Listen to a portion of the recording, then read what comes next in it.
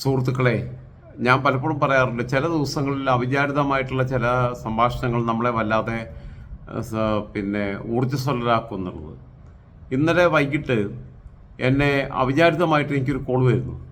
Call വന്ന് പിന്നെ സൗണ്ടൊക്കെ മാറ്റിയിട്ടാണ് സംസാരിക്കുന്നത്. മൂക്കി പിടിച്ചിട്ടാണോ ഇങ്ങനെ, ഇപ്പം ഞാൻ തന്നെ ഇങ്ങനെ സംസാരിച്ചു കഴിഞ്ഞാൽ പിന്നെ ശബ്ദം കേൾക്കുന്നവർക്ക് പിന്നെ ശബ്ദത്തിനകത്ത് മാറ്റം വരും. എങ്ങനെയാണ്, എന്ത് ടെക്നിക്കാണ് ഉപയോഗിച്ചതെന്ന് എനിക്കറിയില്ല. അതല്ല പിന്നെ എന്തെങ്കിലും ടെക്നോളജി, ഇന്നത്തെ ആധുനിക കാലത്തെ മൊബൈൽ ഫോണിലെ ആപ്പിൽ എന്തെങ്കിലും സംവിധാനം ഉപയോഗിച്ചിട്ടാണോ എന്നറിയില്ല. ആളെ മനസ്സിലാവാത്ത രീതിയിലാണ് സംസാരിക്കുന്നത്. പക്ഷേ എന്നിട്ട് പോലും സംസാരത്തിൻ്റെ ടോക്കിൽ വെച്ചിട്ട് ഞാൻ ഒടുക്കൽ ചെയ്യാൻ പറഞ്ഞു, പ്രവി അല്ലേ എന്ന് ചോദിച്ചു. അല്ലടാ, ഞാൻ ഫിറോസാന്ന് പറഞ്ഞു. ഫിറോസ് എങ്ങനെയാണ് എന്നോട് സംസാരിക്കുന്നത് എന്നുള്ളത് എനിക്ക് ടോൺ അറിയാമല്ലോ. ടോണിൽ വെച്ചിട്ട് നമുക്ക് പിടിക്കാൻ പറ്റും. പ്രവീൺ പി ആർ പ്രവീൺ, ഇപ്പോൾ തിരുവനന്തപുരം പ്രസ് ക്ലബിൻ്റെ പ്രസിഡന്റ്. 2010 കാലഘട്ടത്തിൻ്റെ തുടക്കത്തിലാണ് ഞാൻ അവനെ പരിചയപ്പെടുന്നത്. പിന്നീട് ഞങ്ങൾ ഒരുമിച്ച് റൂമെടുത്ത് താമസിക്കുകയൊക്കെ ചെയ്തിട്ടുണ്ട്. അവനും അന്ന് അവർക്ക് ഭാര്യയുണ്ട്, കുഞ്ഞുങ്ങളുണ്ട്, ഒക്കെ ഉണ്ട്. പിന്നെ രണ്ടാമത്തെ കുഞ്ഞുണ്ടാകുന്ന സമയത്ത് ഞങ്ങൾ തമ്മിൽ നല്ല സൗഹൃദത്തിലാണ്. അവനന്ന് ജയ്ഹിന്ദ് ചാനലിൻ്റെ ഉത്തരവാദിത്തപ്പെട്ട ആളാണ്, മിഡിൽ ഈസ്റ്റിൻ്റെ ഹെഡാണ്. അവൻ അമൃത ടി വിയിലൂടെയാണ് പിന്നെ ചാനൽ പ്രവർത്തന രംഗത്ത് വന്നത്. അവൻ പിന്നെ ജേർണലിസത്തിൽ അവനും അതേപോലെ തന്നെ എനിക്കറിയാവുന്ന എൻ്റെ പ്രിയപ്പെട്ട സുഹൃത്ത് സിത്താര ഫസ്റ്റ് റാങ്ക് ഹോൾഡറും അവൻ സെക്കൻഡ് റാങ്ക് ഹോൾഡറുമായിട്ട് ജേർണലിസത്തിൻ്റെ ഫസ്റ്റ് ബാച്ചിൽ തിരുവനന്തപുരത്ത് നിന്ന് പ്രസ് അക്കാദമിയിൽ നിന്ന് ജയിച്ചു വന്നവരാണ്. സിത്തുവിൻ്റെ ആദ്യ ഭർത്താവ് മരിച്ചുപോയി. പിന്നെ സിത്തു ഇപ്പോൾ പിന്നെ വേറൊരു വിവാഹ ജീവിതം എന്നല്ല, ഒരു കുടുംബ ജീവിതത്തിലേക്ക് കടന്നു വന്നു. സിത്തു എനിക്ക് ഏറ്റവും പ്രിയപ്പെട്ടവളാണ്. ഞാൻ ഏറ്റവും അവസാനം സിത്തുവിനെ ആദ്യമായിട്ടും അവസാനമായിട്ടും ഇനി കാണുമെന്ന് അറിയില്ല. ഞാൻ ചാവുമോ എല്ലാവരും കാണാൻ വന്നാലും കണ്ടെന്ന് പറയാൻ പറ്റുള്ളൂ. സിത്തുവിനെ ഞാൻ 2012 TP ചന്ദ്രശേഖരൻ്റെ വീട്ടിലുള്ള ഒരു പ്രോഗ്രാം ഒരുക്കിയപ്പം അവിടെ വെച്ചിട്ടാണ് സിത്തുവിനെ ഞാൻ ആദ്യമായിട്ടും അവസാനമായിട്ടും കാണുന്നത്. പ്രവിയായിട്ടുള്ള ബന്ധം എന്ന് പറഞ്ഞു കഴിഞ്ഞാൽ, പ്രവി 2010 ശേഷം ഞാൻ കണ്ടിട്ടില്ല. കഴിഞ്ഞ 14-15 വർഷമായിട്ട് 14 വർഷമായിട്ട് കണ്ടിട്ടില്ല. 2014 ജൂൺ മാസം 25-ാം തീയതി എൻ്റെ കല്യാണത്തിൻ്റെ അന്നാണ്, അല്ല ജൂലൈ മാസം 12-ാം തീയതി എൻ്റെ കല്യാണത്തിൻ്റെ അന്നാണ് പ്രവീണിനെ കാണുന്നത്. പ്രവീൺ അതിന് മുമ്പ് നാട്ടിൽ വന്നിരുന്നു. പിന്നീട് അവൻ ഗൾഫിലേക്ക് വന്നില്ല. അവൻ്റെ കുറച്ച് സാധനങ്ങൾ എൻ്റെ അടുത്തുണ്ടായിരുന്നു. അത് പിന്നീട് 2021 അവൻ തിരിച്ചു കൊടുക്കുന്നത്. മറ്റൊന്ന്, പ്രവീണുമായിട്ടുള്ള ബന്ധത്തിനകത്തുള്ള ഏറ്റവും പ്രധാനപ്പെട്ട ഘടകം എന്ന് പറഞ്ഞാൽ, രാജൻ ജോസഫ് എന്ന ഒരു, ഞാൻ ജേർണലിസ്റ്റ് ആയതൊന്നും അവകാശപ്പെടുന്നില്ല, പക്ഷേ ജേർണലിസത്തിൻ്റെ ഏതെങ്കിലും തുളുങ്കിലും ഒക്കെ പിന്നെ കയറിപ്പിടിച്ച് നിൽക്കുന്നുണ്ടെങ്കിൽ അതിൻ്റെ ഏറ്റവും വലിയ ഉത്തരവാദിത്വവും അതിൻ്റെ ഏറ്റവും വലിയ അവകാശവും പ്രവീണിനാണ്, PR പ്രവീണിനാണ്. 2019 പ്രവീൺ എന്നോട് പറയുന്നു, നീ തിരുവനന്തപുരത്തോട്ട് വാടാ, നീ ഓൺലൈൻ മീഡിയയുടെ കാലഘട്ടമാണ് ഇനിയുള്ളത്, നീ ഇങ്ങോട്ട് വാ, നീ ഇവിടെ വന്നിട്ട് എവിടെയെങ്കിലും ഏതെങ്കിലും ചാനലിൽ കയറുന്നു പറഞ്ഞു. അപ്പോൾ ഞാൻ പറഞ്ഞു, പ്രവിയെ എന്താണ്, ഞാൻ വന്നിട്ട് എന്ത് ചെയ്യാനാ, എന്നെക്കൊണ്ട് എന്തിനാ പറ്റുന്നത്, എനിക്കിതൊന്നും അറിയത്തില്ലല്ലോ എന്ന് പറഞ്ഞു. കാരണം എനിക്ക് പിന്നെ കോഴിയെ വളർത്താൻ അറിയാം, പശുവിനെ വളർത്താൻ അറിയാം, പട്ടിയെ വളർത്താൻ അറിയാം, പൂച്ചയെ വളർത്താൻ അറിയാം, പോത്തിനെ വളർത്താൻ അറിയാം, മീൻ വളർത്താൻ അറിയാം, ആടിനെ വളർത്താൻ അറിയാം, ഇതൊക്കെ അറിയാം. നെൽകൃഷി അറിയാം, പിന്നെ പാവയ്ക്ക കൃഷി അറിയാം, ബാക്കിയുള്ള കൃഷികളൊക്കെ അറിയാം. പക്ഷേ ജേർണലിസം കൃഷി രാജൻ ജോസഫിന് പരിചയമില്ലാത്തൊരു പരിപാടിയാണ്. അങ്ങനെ അവൻ എന്നോട് 2021 തന്നെ അവൻ എന്നോട് പറഞ്ഞു, നീ വാ എന്ന് പറഞ്ഞു.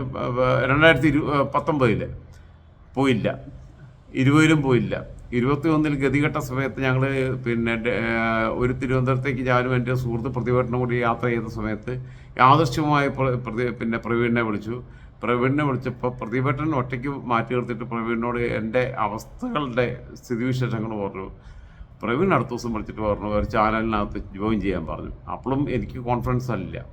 ഞാൻ പോയി, തിരുവനന്തപുരത്തേക്ക് പോയി. ബ്യൂറോ ചീഫായിട്ടാണ് എന്നെ ഡയറക്റ്റായിട്ട് എടുക്കുന്നത്. ചാനലിൻ്റെ പേര് പറയാനും മാത്രം ഒന്നുള്ള കുഴപ്പമൊന്നുമില്ല ചാനലിൽ.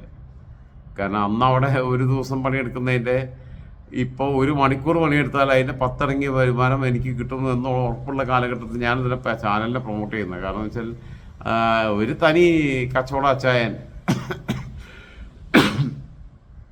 അപ്പോൾ അയാൾ നക്കിയ ചായൻ എന്ന് വേണമെങ്കിൽ പറയാം. അപ്പോൾ അയാൾ പ്രൊമോട്ട് ചെയ്യാൻ ഉദ്ദേശിക്കുന്നില്ല, അതുകൊണ്ട് അയാളുടെ പേര് ചാനലൊന്നും പറയാൻ ഉദ്ദേശിക്കുന്നില്ല. അങ്ങനെ ചെന്നു.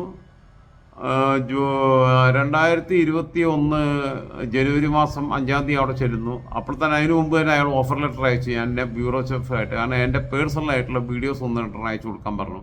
ഞാൻ 1-2 വിഷയത്തിലുള്ള എൻ്റെ പ്രതികരണങ്ങൾ ഞാൻ പിന്നെ വാട്സപ്പിനകത്ത് അയച്ചു കൊടുത്തു. ഇയാൾ ഭയങ്കര സാറ്റിസ്ഫൈഡായി. അപ്പോൾ എനിക്കറിയത്തില്ല എൻ്റെ വില ഇങ്ങനെയൊക്കെയാണെന്നുള്ളത്. ഇപ്പം എനിക്കറിയാം എൻ്റെ മാർക്കറ്റ് റേറ്റ് എന്താണെന്നുള്ളത്. അപ്പോൾ അതുകൊണ്ടാണ് ഇൻസ്റ്റാ നിൽക്കുന്നത്. അപ്പം പക്ഷേ എന്നാലും വിട്ടുപിടിച്ചില്ലാത്ത നിലപാടുകൾ എടുക്കുന്നതുകൊണ്ട് പലയിടത്തും നമുക്ക് സന്ധി ചെയ്യാൻ കഴിയാത്ത ഒരവസ്ഥയുണ്ട്. നമ്മൾ പിന്നെ ഒരു സ്ട്രോങ് ആയിട്ടുള്ള സ്റ്റാൻഡ് എടുക്കുമ്പം നമുക്ക് പല സ്ഥലത്തും നമുക്ക് പിന്നെ അഡ്ജസ്റ്റ്മെൻറ്റ് പൊളിറ്റിക്സിലേക്ക് പോകാനോ അഡ്ജസ്റ്റ്മെൻറ്റ് ന്യൂസിലേക്ക് പോകാനോ കഴിയാത്ത വരുമ്പം നമുക്കുള്ള ഇൻകം ഉണ്ടാവില്ല. ചാനലുകളൊക്കെ അങ്ങനെയാണ് പിടിച്ചു വെക്കണത്. 10 ലക്ഷത്തിൻ്റെയും 50 ലക്ഷത്തിൻ്റെയും 1 കോടിയൊക്കെ ഡീൽ നടത്തും. പക്ഷേ നമുക്ക് 5000 രൂപയുടെ ഡീൽ നടത്താൻ പോലും ഞാൻ ഇന്നുവരെ ജീവിതത്തിൽ തയ്യാറായിട്ടില്ല. ഡീലിന് ആൾക്കാർ വരാനിട്ടല്ല, ഡയറക്റ്റ് അപ്രോച്ച് ചെയ്യാൻ ആൾക്കാർക്ക് പേടിയാണ്. കാരണം എന്ന് വെച്ചാൽ അവരുടെ ഫോൺ ഞാൻ ട്രേസ് ചെയ്തിട്ട് ഞാൻ അങ്ങനെ ചെയ്യില്ല കേട്ടോ. ഞാനങ്ങനെ ഒത്തിരി പരിപാടി ഞാൻ ഒരാളുടെയും ഫോൺ ഞാൻ റെക്കോർഡ് ചെയ്യാറില്ല.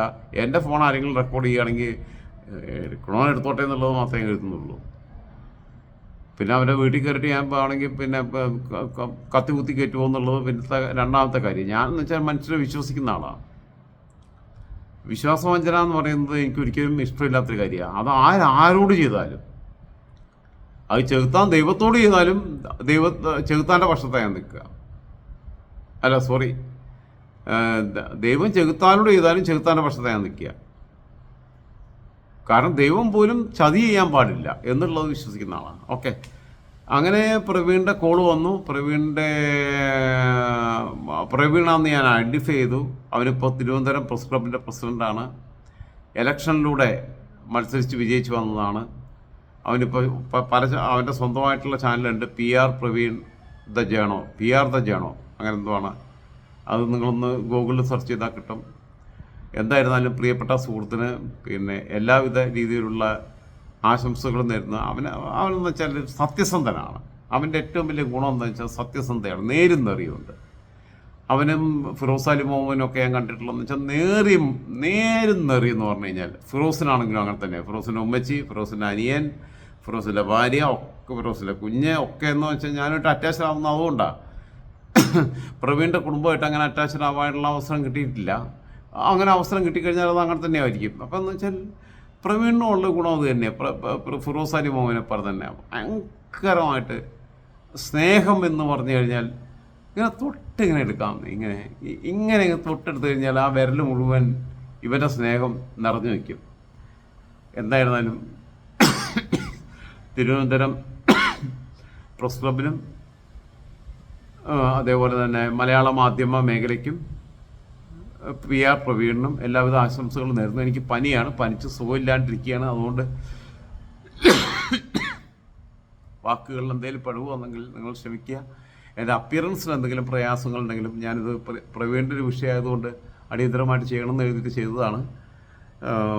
പ്രവീണുമായിട്ട് ഇന്നലെ സംസാരിച്ചു, ഇന്ന് സംസാരിച്ചു. ഞാനിത് ചെയ്യുന്നവരും അവനോട് പറഞ്ഞു കഴിഞ്ഞാൽ ആ തെണ്ടി എന്നെ ചീത്ത വിളിക്കും. അതുകൊണ്ട് പിന്നെ നീ ഒരു കോപ്പം ചെയ്യരുതെന്ന് പറഞ്ഞിട്ട്, നീ എനിക്ക് ദ്രോഹം ചെയ്യരുതെന്ന് പറഞ്ഞിട്ട് ചെയ്യും, പറയും. അപ്പം ഞാൻ കഴിഞ്ഞ ദിവസം VS ജോയിയോട് സംസാരിച്ച പോലെ തന്നെ നിലമ്പൂർ VS ജോയി സ്ഥാനാർത്ഥിയാവുമെന്ന് പറഞ്ഞിട്ട് ഞാൻ ന്യൂസ് ചെയ്യട്ടെ എഴുതിയിട്ട് ഞാൻ VS ജോയിയോട് ചോദിച്ചാൽ പറഞ്ഞു, രാഴ്ച എന്ന് എന്നെ വിളിക്കുക, രാഴ്ച എന്നെ ദ്രോഹിക്കല്ലേ, നിങ്ങൾ എനിക്ക് ഒരു ഉപകാരവും ചെയ്യേണ്ട, ഒരു ഉപദ്രവം ചെയ്യാതിരുന്നാൽ മതി, നിങ്ങൾ എന്നെക്കുറിച്ച് ഒരു വാർത്തയും ചെയ്യാണ്ടിരുന്നാൽ മതി എന്ന് പറഞ്ഞു. അപ്പോൾ അതേപോലെ തന്നെ PR പ്രവീണും എന്നോട് പറഞ്ഞത്, നീ എന്നെക്കുറിച്ചൊന്നും ചെയ്യില്ല എന്ന് പറയുന്നുള്ളത് എനിക്കറിയാം. അതുകൊണ്ട് അവൻ്റെ അനുവാദം ചോദിക്കാതെയാണ് ഞാൻ ഈ വാർത്ത ചെയ്യുന്നത്. Thiruvananthapuram press club president PR പ്രവീണിന് എല്ലാവിധ അഭിവാദനങ്ങളും അർപ്പിക്കുന്നു.